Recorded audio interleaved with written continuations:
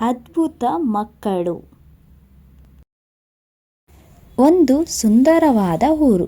ಆ ಊರಲ್ಲಿ ಅಕ್ಕಪಕ್ಕ ಮನೆಯಲ್ಲಿ ರಮಾ ಮತ್ತು ಮೇರಿ ಎಂಬ ಇಬ್ಬರು ಹುಡುಗಿಯರು ಇದ್ದರು. ಅವರದೊಂದು ಸುಂದರವಾದ ಸ್ನೇಹ. ಅವರು ಯಾವಾಗಲೂ ಜೊತೆಯಲ್ಲೇ ಇರುತ್ತಿದ್ದರು. ಅವರು ಶಾಲೆಗೆ ಜೊತೆಯಲ್ಲೇ ಹೋಗಿ ಬರುತ್ತಿದ್ದರು. ಒಂದು ದಿನ ಸಂಜೆ ಶಾಲೆಯಿಂದ ಮನೆಗೆ ಹಿಂತಿರುಗುತ್ತಿದ್ದರು. ಅಜ್ಜನೊಬ್ಬ ರಸ್ತೆ ದಾಟುತ್ತಿರುವುದನ್ನು ಕಂಡರು. ಕೂಡಲೇ ಸಹಾಯ ಮಾಡಲು ಮುಂದಾದರು. ಅಷ್ಟರೊಳಗೆ ಜೋರಾಗಿ ಬಂದ ವಾಹನ ಅಜ್ಜನಿಗೆ ಡಿಕ್ಕಿ ಹೊಡೆಯಿತು. ಅಜ್ಜ ಆಯ ತಪ್ಪಿ ಕೆಳಗೆ ಬಿದ್ದನು. ಆತನಿಗೆ ಗಾಯಗಳಾದವು.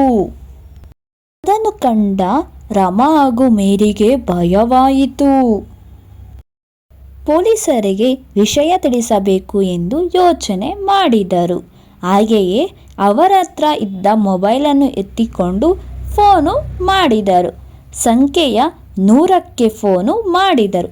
ಪೊಲೀಸರಿಗೆ ವಿಷಯ ತಿಳಿಸಿದರು. ಪೊಲೀಸರು ಅಲ್ಲಿಗೆ ತಕ್ಷಣ ಬಂದರು ಹಾಗೂ ರಮಾ ಮತ್ತು ಮೇರಿಗೆ ಕೇಳಿದರು ಅಜ್ಜನಿಗೆ ಏನಾಯಿತು ಎಂದು. ಅವರು ಏನು ನಡೆಯಿತು ಎಂದು ತಿಳಿಸಿದರು.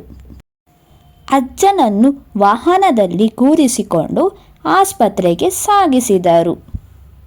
ರಮಾ ಹಾಗೂ ಮೇರಿ ಅವರ ಸಮಯ ಪ್ರಜ್ಞೆಯನ್ನು ಪೊಲೀಸರು ಹೊಗಳಿದರು. ಧನ್ಯವಾದಗಳು.